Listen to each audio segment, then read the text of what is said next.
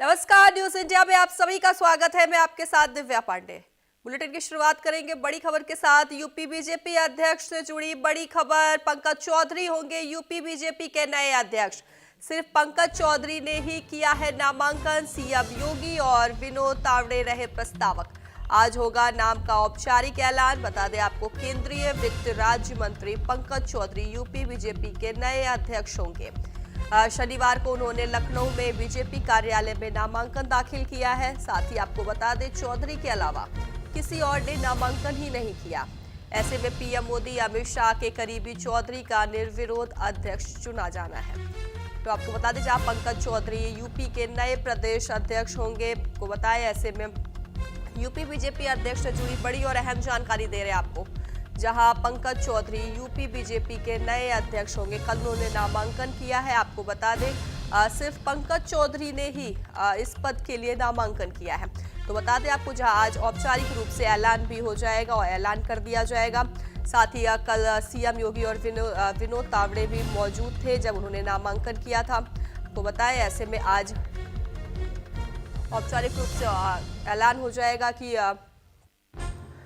UP के BJP अध्यक्ष कौन बने। आपको बता दें ऐसे में लगभग पंकज चौधरी का नाम ही तय है। यूपी बीजेपी अध्यक्ष से जुड़ी बड़ी खबर आपको बता रहे हैं, जहां पंकज चौधरी होंगे यूपी बीजेपी के नए अध्यक्ष।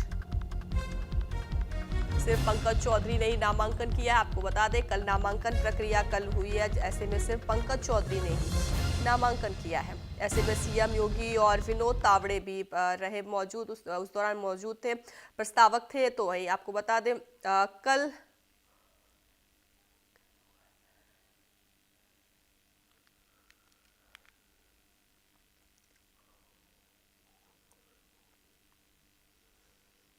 तो ये दो तस्वीरें हम आपको दिखा रहे हैं, आप देख सकते हैं। पहली तस्वीर जहां पंकज चौधरी ने नामांकन किया है, नामांकन भरा है, जिसके बाद ये दूसरी तस्वीर आप देख सकते हैं, सीएम योगी प्रस्तावक बने, प्रस्तावक रहे सीएम योगी। तो आपको ये दो तस्वीरें कल की हम दिखा रहे हैं, जहां पंकज चौधरी पहुंचे थे नामांकन करने के लिए, जिसके बाद उस दौरान सीएम योगी भी मौजूद रहे। सीएम योगी प्रस्तावक रहे हैं इस नामांकन के। तो आपको बता दें, ऐसे में आपको बताएं, पीएम मोदी और अमित शाह के बहुत ही ज्यादा करीबी भी माने जाते हैं पंकज चौधरी। साथ ही आपको बताएं, आज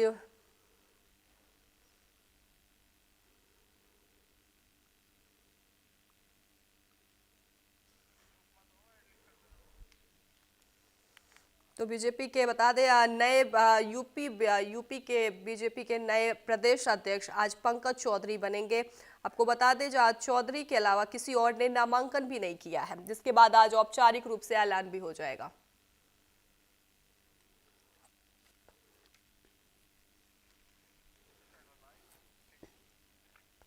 तो वहीं उत्तर प्रदेश बीजेपी में लंबे इंतजार के बाद नए प्रदेश अध्यक्ष के चयन की प्रक्रिया तेज हो गई है।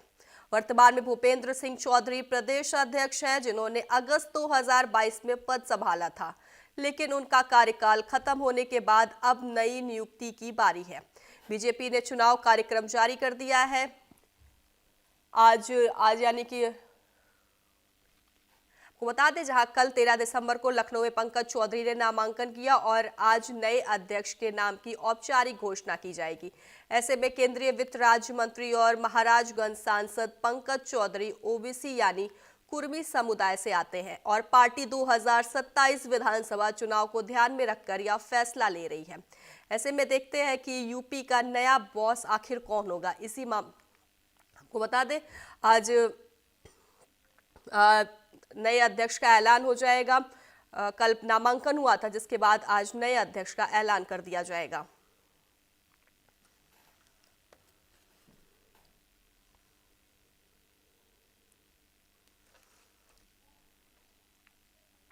तो 2027 चुनाव को लेकर आपको बता दें, जहां एक तरफ सरगर्मियां तेज है, ऐसे में आज यूपी के बीजेपी के नए अध्यक्ष का ऐलान हो जाएगा। आपको बता दें, जहां पंकज चौधरी ने नामांकन कल किया था, नामांकन के बाद आज लगभग औपचारिक रूप से उनका ऐलान कर दिया जाएगा, उनके नाम का ऐलान कर दिया जाएगा। तो वही आपको बता दें, केंद्रीय वित्त राज्य मंत्री और महाराजगंज सांसद पंकज चौधरी ओबीसी यानी कुर्मी समुदाय से आते हैं और पार्टी 2027 विधानसभा चुनाव को ध्यान में रखकर यह फैसला ले रही है।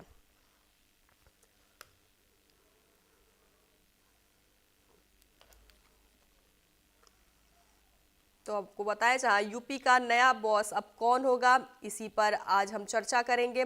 तो बताएं आपको, जहाँ पंकज चौधरी होंगे यूपी बीजेपी के नए अध्यक्ष, जिनके नाम का आज औपचारिक रूप से ऐलान कर दिया जाएगा। चूंकि कल उन्होंने नामांकन दाखिल किया था, कल शनिवार को उन्होंने नामांकन दाखिल किया था और आज औपचारिक रूप से उनके नाम का ऐलान भी कर दिया जाए, क्योंकि उनके अलावा किसी और ने नामांकन नहीं किया है। तो कल ही खबर आ रही थी, कल ही सूत्रों के हवाले से खबर थी कि उनका नाम फाइनल है, लेकिन आज कल नामांकन दाखिल किया था, जिसके बाद आज उनके नाम का ऐलान कर दिया जाएगा।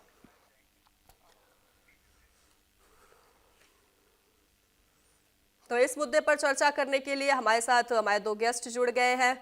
बीजेपी से नेता है रत्नेश मिश्रा जी। रत्नेश मिश्रा जी, न्यूज इंडिया में आपका बेहद स्वागत है। तो वहीं हमारे साथ सपा प्रवक्ता मोहम्मद साजिद भी हमारे साथ जुड़ गए। मोहम्मद साजिद जी, आपका भी न्यूज इंडिया पर बेहद स्वागत है। और दिल्ली से हमारी संवाददाता कनिका कटियार हमारे साथ जुड़ गई है। मेरा पहला सवाल बीजेपी से रत्नेश मिश्रा जी आपसे ही है। कल नामांकन किया गया, जिसके बाद लगभग यही तय था कि पंकज चौधरी ही बनाए जाएंगे। इस पर आपकी पहली प्रतिक्रिया क्या कुछ है? आपको और सभी साथी पैनलिस्टों को और देश की जनता को मेरी तरफ से जय श्री राम। देखिए, भारतीय जनता पार्टी सभी वर्गों और सभी समुदायों को साथ लेकर चलने वाला राजनीतिक दल है और भारतीय जनता ही पार्टी ही एकमात्र वह दल है जिसमें चाहे पिछड़े वर्ग के हो, चाहे सामान्य वर्ग के हो, चाहे दलित वर्ग के हो, सभी जातियों और सभी वर्गों को हमने राजनीतिक रूप से अपने संगठन में प्रतिनिधित्व दिया है, हमने अपनी सरकारों में प्रतिनिधित्व दिया है। और उसी क्रम में आज माननीय वित्त राज्य मंत्री और महाराजगंज से 7 बार के सांसद पंकज चौधरी जी को प्रदेश अध्यक्ष के पद के लिए उनके नाम का औपचारिक ऐलान भी किया जाएगा हमारी पार्टी के जो प्रभारी है चुनाव के, माननीय पीयूष गोयल जी के द्वारा। और ये चीज कहीं ना कहीं एक बहुत स्पष्ट संदेश है इस लोकतांत्रिक देश में उन सभी राजनीतिक दलों के लिए जो पार्टी को एक परिवार से जोड़कर देखते हैं। जहां अगर पिताजी मुख्यमंत्री थे तो बेटा ही मुख्यमंत्री बनेगा, जहां दादा और दादी और पापा प्रधानमंत्री थे तो बेटा ही प्रधानमंत्री का कैंडिडेट होगा। उन सभी दलों को भारतीय जनता पार्टी की तरफ से एक बहुत मजबूत संदेश है कि आपको लोकतांत्रिक व्यवस्था में सभी वर्गों को प्रदेश अध्यक्ष, राष्ट्रीय अध्यक्ष, मुख्यमंत्री, उप मुख्यमंत्री और अन्य राजनीतिक पदों पर नियुक्ति देनी होगी। किसी एक परिवार या किसी एक क्या कहते हैं क्षेत्र का कब्जा नहीं रहना चाहिए किसी भी पॉलिटिकल पद पे। और एक चीज और मैं आपके माध्यम से स्पष्ट कर दूं। रत्नेश जी, बिल्कुल हमारे साथ सपा प्रवक्ता मोहम्मद साजिद भी बने हुए हैं। मोहम्मद साजिद जी, आज यूपी बीजेपी के नए बॉस का ऐलान कर दिया जाएगा। पंकज चौधरी का नाम लगभग फाइनल है, क्या कुछ कहेंगे इस पर आप? ये भारतीय जनता पार्टी की अपना संगठन है, उसमें वो किसी को बिठाए और एक ही जिले से, एक ही मंडल से उनकी पार्टी भी चलेगी और प्रदेश भी चलेगा, ये और अच्छी बात है। बाकी 17 मंडल में कहीं कोई उनके पास अच्छा विकल्प या अच्छे लीडर, मुझे लगता है जब किसी का चुनाव होता है और जब उसको चुना जाए बाकी को ना चुना जाए तो इसका मतलब उनके पास अच्छे लोग नहीं है। और ये एक पीडीए की घबराहट है जिसके चलते एक पीडीए के ही साथी को प्रदेश अध्यक्ष बनाया गया है। पहले तमाम नाम चल रहे थे, एक मिश्रा जी का भी नाम चल रहा था, फिर पिछड़ी जातियों में से ही 2-3 नाम सामने आए। अब उनमें से ही एक ऐसे व्यक्ति को एक ही जिले से बनाया गया है और ये पीडीए की घबराहट है जो समाजवादी पार्टी लेकर चल रही है, क्योंकि समाजवादी पार्टी का हमेशा नारा रहा है और हमेशा काम किया है सामाजिक न्याय पे सबको साथ लेकर चलने की।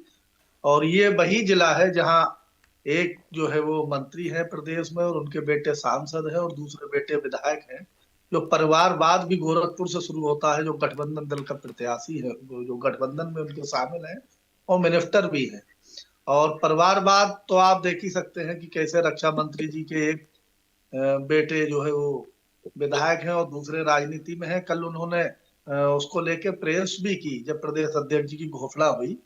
और इसी तरीके से चाहे पीयूष गोयल जी हो जो मिनिस्टर हैं अपने सेंट्रल गवर्नमेंट में, उनके पिता रहे, उनकी माँ रही और अब वो है राजनीति में, तो ऐसी तमाम बानगी भारतीय जनता पार्टी में और उनके गठबंधन दलों में मिल जाएंगे। परिवारवाद को सबसे ज्यादा बढ़ावा दिया जाता है, लेकिन यही परिवार में अगर कोई पिछड़ी जातियों में से या दलितों में से अगर उसके परिवार में 2 लोग, 4 लोग, 6 लोग लड़ेंगे या राजनीति में आएंगे तो वो परिवारवाद होगा। बाकी जो है वो भारतीय जनता पार्टी में जो होगा, चाहे वो भ्रष्टाचारियों को साथ लाए या कितने ही कितने बड़े हों या किसी को तोड़ के लाए कहीं सरकार गिरा दें, लेकिन वो देशभक्ति की मिसाल होगी। दिव्या जी, और मेरा एक छोटा सा काउंटर है प्लीज। तो रत्नेश जी उसके आपके लिए पास आऊंगी, एक बार अच्छी पहले चीज है। साजिद जी को सुन लेते और हैं। हमारी बहुत बहुत बधाई नए प्रदेश अध्यक्ष जी को कि एक ही जिले से अब प्रदेश और सरकार दोनों चलेगी। और ये जो फैसला है वो भारतीय जनता पार्टी का कहीं ना कहीं घबराहट का फैसला है। और जल्द ही जैसे भारतीय जनता पार्टी ने प्रदेश अध्यक्ष बदला है, वैसे ही हमें उम्मीद है कि यूपी की जनता प्रदेश सरकार को भी बदलेगी और आने वाला चुनाव जो है वो निर्णायक होगा। और बिल्कुल आप देखेंगे कि ऐसा चुनाव होगा कि जो कभी इससे पहले नहीं हुआ, और समाजवादी पार्टी की एक तरफा जीत होगी। ठीक है, रत्नेश जी बहुत देर से कुछ कहना चाह रहे, बोलिए आप। देखिए दिव्या जी, समाजवादी पार्टी के साथी प्रवक्ता ने कई चीजें कही और उसमें मैं एक उदाहरण दे देता हूँ। मेरा नाम रत्नेश मिश्रा है और मान लीजिए कि मेरे पिताजी प्रदेश के मुख्यमंत्री थे, तो मैं ही मुख्यमंत्री बना, फिर मेरे चाचा जी मंत्री बने, फिर मेरे चाचा जी का लड़का विधायक बना, फिर मेरे चाचा जी का लड़का सांसद बना, फिर मेरे दादाजी का लड़का सांसद बना, फिर मैंने शादी कर ली तो मेरी पत्नी भी सांसद बनी, फिर मेरे चचेरे भाई की भी शादी हो गई, वो भी सांसद बना, उसकी पत्नी भी सांसद बनी, फिर मेरे परिवार में जो नए लोग आए वो जिला पंचायत अध्यक्ष बने, कुछ ब्लॉक प्रमुख बने। ये होता है परिवारवाद। जब एक ही परिवार के सभी कोई पैदा भी हो गया तो उसका एक तरह से मान लीजिए क्षेत्राधिकार बन गया कि भैया आपको इस जगह तो पैदा हो गए तो आपको ये पद मिलना ही मिलना है और इस पद पर आप रहेंगे ही रहें। और जो दूसरी बात कही इन्होंने कि 2027 का चुनाव बहुत निर्णायक होगा, बिल्कुल दिव्या जी, 2027 का चुनाव बहुत निर्णायक होने वाला है। वो इसलिए होने वाला है क्योंकि 2027 के विधानसभा चुनाव में समाजवादी पार्टी ठीक उसी तरह समाप्त हो जाएगी जिस प्रकार बिहार में आरजेडी समाप्त हो गई है। जिस प्रकार आरजेडी 30 के अंदर सिमट गई है उसी प्रकार समाजवादी पार्टी भी उत्तर प्रदेश के चुनाव में, विधानसभा चुनाव में 30 सीटों के अंदर सिमट जाएगी। ये निर्णय करने वाली और ये निर्णायक चुनाव होने वाला है। दूसरा बिंदु जो इन्होंने कहा कि घबराहट है, चलिए आप ही काम कर दीजिए ना, आप अपनी पार्टी का जो राष्ट्रीय अध्यक्ष है वो किसी कुर्मी को बना दीजिए। आप अपनी पार्टी का राष्ट्रीय महासचिव किसी उसको क्या कहते हैं निषाद को बना दीजिए। आप अपनी पार्टी का प्रमुख राष्ट्रीय महासचिव किसी मौर्य को बना दीजिए। आप अपनी पार्टी का कोई राज्यसभा सांसद परिवार से ना रहकर किसी मौर्य को बना दीजिए। आप अपनी पार्टी से एक भी ऐसा गैर यादव बता दे समाजवादी पार्टी के साथी जो सांसद हो लोकसभा या राज्यसभा का और वो मुलायम यादव के परिवार से ना हो, एक ऐसा यादव सांसद बता दें। चौथी बात, ये जब ये बातें करते हैं तो भारतीय जनता पार्टी ने एक यादव को मुख्यमंत्री बनाया, एक माझी को मुख्यमंत्री बनाया, एक मौर्य को डिप्टी सीएम बनाया और एक ब्राह्मण को डिप्टी सीएम बनाया, एक क्षत्रिय को सीएम बनाया। जितने भी हमारे सामाजिक ताने बाने में जो हिंदू जन समुदाय के लोग आते हैं उनको हमने समेकित रूप से प्रतिनिधित्व दिया है और यही हमारी ताकत है। अब समाजवादी पार्टी के नेता को और प्रवक्ता को ये चीजें नहीं दिखती है तो नहीं, क्यों? क्योंकि इनके नेता को तो बस क्यों एक चीज दिखता है, तुष्टीकरण तुष्टीकरण और तुष्टीकरण। और उसी तुष्टीकरण की राजनीति में आरजेडी समाप्त हुई है, समाजवादी पार्टी भी समाप्त होगी। और जिस समुदाय से साजिद जी आते हैं दिव्या जी, मैं पूछना चाहता हूं कि इतने वर्षों से मुस्लिम समुदाय समाजवादी पार्टी को वोट कर रहा है, क्या कभी मुस्लिम समुदाय को उन्होंने डिप्टी सीएम का पद दिया? नहीं दिया। क्या कभी उन्होंने मुस्लिम समुदाय से किसी एक व्यक्ति को राज्यसभा भेजा? नहीं भेजा। क्या उन्होंने मुस्लिम समुदाय के किसी व्यक्ति को प्रदेश अध्यक्ष या राष्ट्रीय अध्यक्ष बनाया? नहीं बनाया। आप गुलामी करते रहे समाजवादी पार्टी के नाम पे, किस पे? केवल भाजपा के विरोध के नाम पे आप करते रहिए, लेकिन समाजवादी पार्टी आपको एक वोट बैंक की तरह इस्तेमाल करती है और इस्तेमाल करके फेंक देती है। आप बताइए ना कि कितने लोग राज्यसभा सांसद है समाजवादी पार्टी से मुस्लिम, कितने मुस्लिमों को डिप्टी सीएम बनाया, कितने मुस्लिमों को राष्ट्रीय महासचिव बनाया, कितने मुस्लिमों को प्रदेश में महासचिव बनाया, कितने मुस्लिमों को उन्होंने मंत्रिमंडल में रखा? ये भी तो जवाब दीजिए ना साजिद भाई। अरे कब तक मूर्ख बनाएंगे यहाँ बैठकर किसी परिवार की गुलामी करते हुए हमारे मुस्लिम समुदाय के भाइयों को?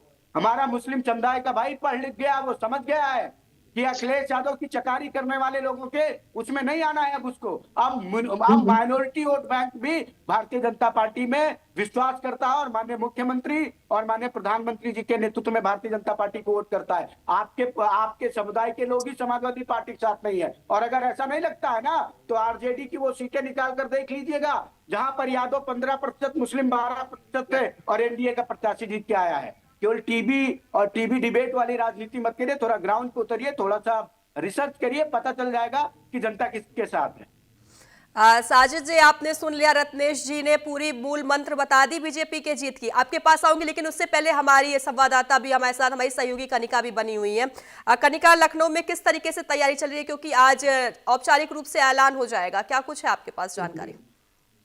देखिए, बिल्कुल आज बीजेपी का नया प्रदेश अध्यक्ष जो है उसके नाम का औपचारिक ऐलान जो है वो बीजेपी कर देगी। और सबसे बड़ी बात यही है कि यूपी में अब बीजेपी को नया चेहरा मिलेगा, नए समुदाय की ओर बीजेपी जो है वो आगे बढ़ रही है। आज औपचारिक ऐलान जो है वो पंकज चौधरी के नाम पे होगा और उसके तमाम मायने जो है वो समझ निकल के सामने आते हैं। जिस तरह से एक कुर्मी समाज के लोगों को साधने की कोशिश जो है वो बीजेपी ने इस बार की। और सबसे बड़ी बात यह है कि जब वोट बैंक की बात आती है और प्रतिनिधित्व की बात आती है तो कुर्मी समाज का वहां पे बहुत ज्यादा रिप्रेजेंटेशन देखने को मिलता है। और यही देखते हुए बीजेपी ने एक ऐसे चेहरे पे दाव खेला है जिसको आने वाले समय में बीजेपी को 2027 चुनाव में देखना है। सबसे बड़ी बात यह, आपको याद होगा कि 2024 के लोकसभा इलेक्शन में जिस तरह का रिजल्ट सामने आया था उसके बाद लगातार ये अटकलें चल रही थी कि बीजेपी जो है एक नया एक्सपेरिमेंट जो है वो यूपी में करने जा रही है। और कहीं ना कहीं 2027 के विधानसभा चुनाव से पहले एक कुर्मी चेहरे को प्रदेश अध्यक्ष बनाना ये अपने आप में एक बड़ी रणनीति का पार्ट है। और सबसे बड़ी बात, जब हम विधानसभा सीटों की बात करते हैं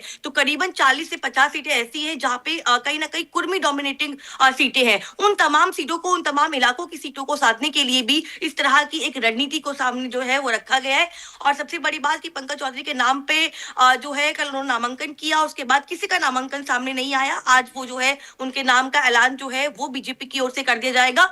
और सबसे बड़ी बात कि वो एक कुर्मी समाज से आते हैं, कुर्मी चेहरा है। उसके अलावा जिस तरह का रिजल्ट 2024 के लोकसभा इलेक्शन में बीजेपी को मिला था, बीजेपी समझ गई थी कि किस तरह का समीकरण जो है वो उनको साधना है। और इसीलिए विधानसभा चुनाव से ठीक एक साल पहले बीजेपी ने कुर्मी चेहरे पे भरोसा किया है, दाव खेला है और एक नया एक्सपेरिमेंट करने की कोशिश की है। और ये कह भी सकते हैं कि एक कहीं ना कहीं जो यादव का काउंटर है वो भी बीजेपी ने खड़ा करने की कोशिश की, क्योंकि वो जानता है कि किस तरह समाजवादी पार्टी के साथ एक पर्टिकुलर वर्ग जो कि उनके प्रवक्ता ही बता रहे थे और बीजेपी के प्रवक्ता भी लगातार बोल रहे थे कि किस तरह से अखिलेश यादव बार बार पीडे की बात करते हैं। और इसीलिए बीजेपी जो है वो वोट बैंक जो उनको पिछली बार नहीं मिला या लोकसभा इलेक्शन में जिस वोट बैंक से कहीं ना कहीं उन्हें भरोसा था लेकिन वो कहीं ना कहीं बीजेपी के खाते में नहीं गया, उन तमाम चीजों को साधने के लिए इस तरह की रणनीति जो है वो बीजेपी ने की है। अब देखना दिलचस्प ये होगा कि जब नाम का ऐलान होता है तो वहां पे उस वक्त कौन कौन मौजूद रहता है। लेकिन आज कहा जा रहा है कि आज प्रदेश अध्यक्ष के नाम का औपचारिक ऐलान जो है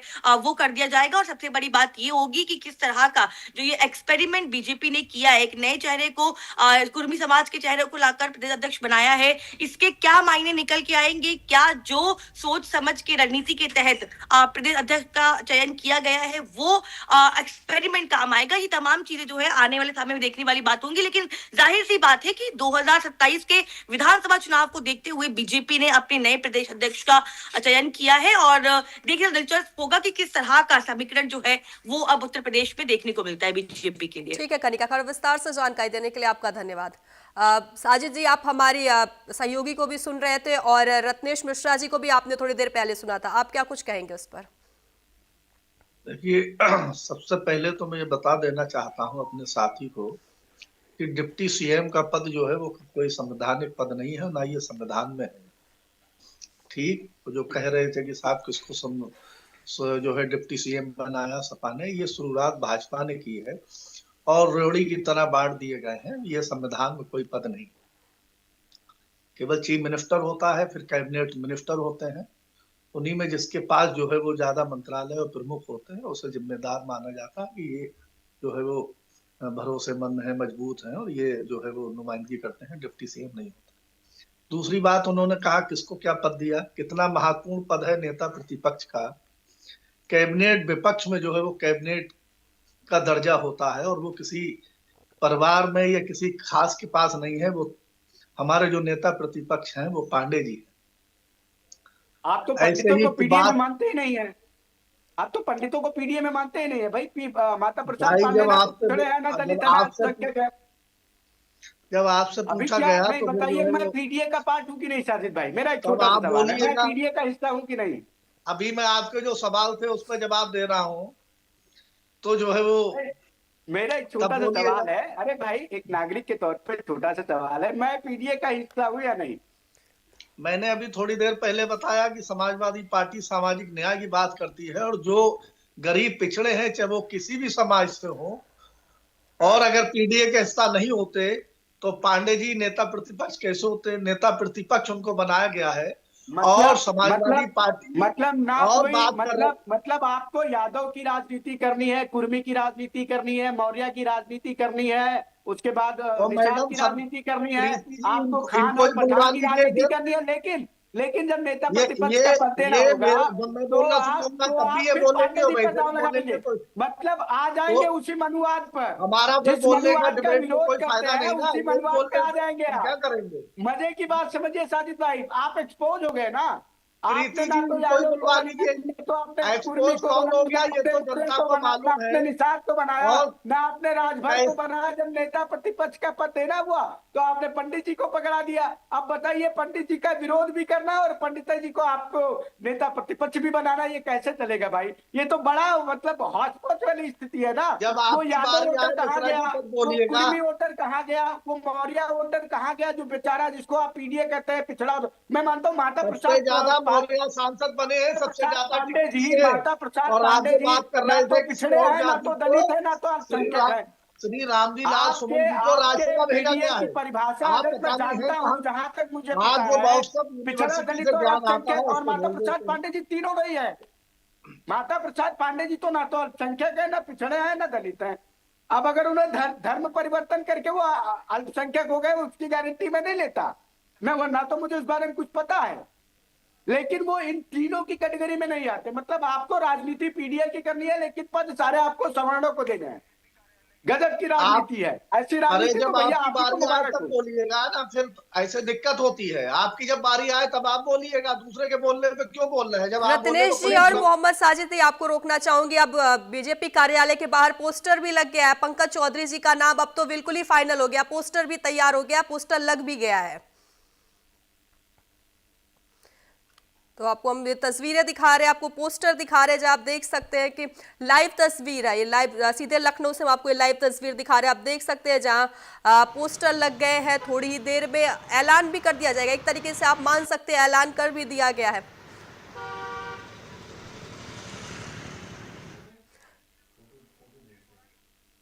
तो इस मुद्दे पे हमारे साथ बीजेपी नेता रत्नेश मिश्रा जी जुड़े थे। रत्नेश मिश्रा जी, आपका धन्यवाद। और सपा प्रवक्ता मोहम्मद साजिद जी भी हमारे साथ जुड़े थे, आपका भी बेहद धन्यवाद। तो बुलेटिन में फिलहाल के लिए बस इतना ही। बने रहिए न्यूज़ इंडिया के साथ। नमस्कार।